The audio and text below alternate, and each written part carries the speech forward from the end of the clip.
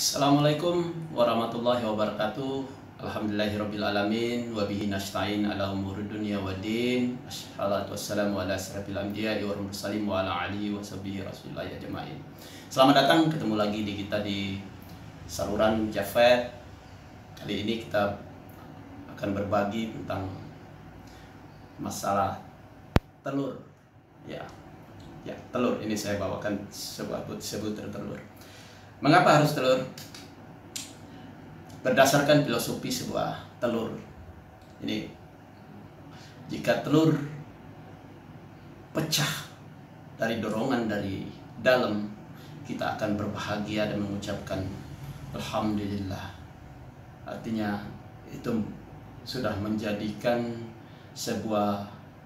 melahirkan seekor individu yang bisa meneruskan generasinya ke depan. Terus apabila telur pecah dari dorongan dari luar, artinya dipecahkan oleh faktor eksternal, itu kita hanya bisa mendapatkan manfaat, akan bisa mengkonsumsi sebutir telur menjadi telur mata sapi, telur adukan, atau dijadikan sebagai campuran untuk membuat hidangan yang lain. Tapi itu sangat bermanfaat. Apabila pecahnya dari dalam, itu sudah menimbulkan kisah akan melahirkan generasi-generasi yang akan menciptakan telur ke depan. Tapi selesai sudah apabila itu sudah dikonsumsi oleh orang. Perubahan berasal dari dalam keluar. Perubahan akan membuat bahagia, berkesinambungan, bermanfaat. Tapi bila dilakukan dari luar, maka hanya bermanfaat dan kisahnya akan berhenti sampai di situ. Oke. Tapi bukan masalah filosofinya yang akan kita bicarakan ke depan, tapi terkait dengan masalah bagaimana memilih sebutir telur, atau bagaimana seorang ibu rumah tangga dan kita juga yang selalu mengkonsumsi telur, ya, apalagi anak-anak mahasiswa yang kos, ya kan, sering menggunakan telur sebagai adukan dengan Indomie, ya, mie goreng, ya, sorry saya menyebutkan nama.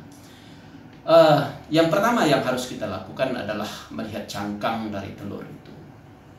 Ya, perhatikan warna dari cangkang.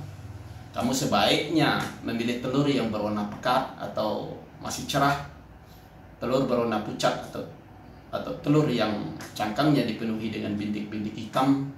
Itu telur sudah cukup lama. Ya, sehingga pilihlah telur yang cangkangnya masih terlihat cerah.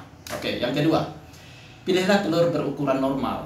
Jadi ada ukuran telur, ada telur yang kecil, itu biasanya dari telur hewan yang masih muda, ya. Kemudian ada telur yang sudah besar, itu umurnya sudah tua.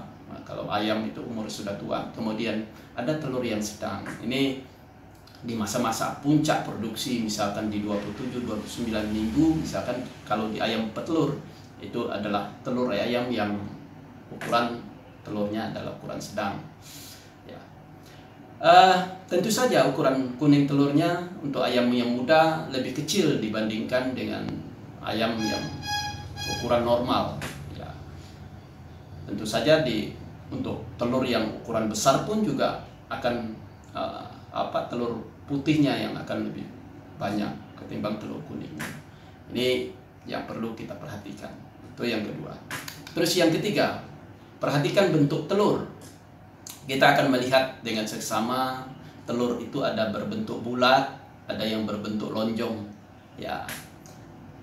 Kalau telur berbentuk bulat, jika ini mempunyai ukuran kuning telur yang lebih banyak daripada telur yang berbentuk lonjong. Ini apabila kita menemukan telur yang seperti itu, pilihlah yang berbentuk bulat. Kemudian menurut pengalaman, ini pengalaman pedagang atau peternak, ya, atau pedagang kue, pembuat kue, ini pengalaman mereka bahwa bentuk telur yang lonjong justru memiliki kuning telur yang lebih sedikit ya, jika kamu memilih pilihan yang berwarna bulat. Oke. Yang keempat, sentuh cangkangnya. Ini kita sentuh cangkangnya ya, kita perhatikan permukaan telurnya. Jika kamu menyentuh ini, permukaannya teksturnya kasar ya, kasar, terasa kasar, dan terdapat butiran-butiran dan terdapat butiran putih, itu tandanya telur adalah telur segar. Akan tetapi apabila telurnya itu sudah licin ya, licin, mengkilap, menandakan bahwa telurnya itu adalah telur yang lama. Oke, selanjutnya cium aroma telur ya. Kita bisa mencium kalau ini aromanya khas telur, tapi apabila kita menciumkan ada bau yang busuk ya, ini walaupun telur ini cangkangnya rapat, tetapi ada pori-pori yang bisa mengeluarkan aroma ya. Telur yang aromanya tidak tercium baunya atau masih aroma telur adalah telur yang masih segar. Oke. Yang keenam, ini goncang ya. Jangan terlalu keras goncang ya. Kita goncang pelan-pelan.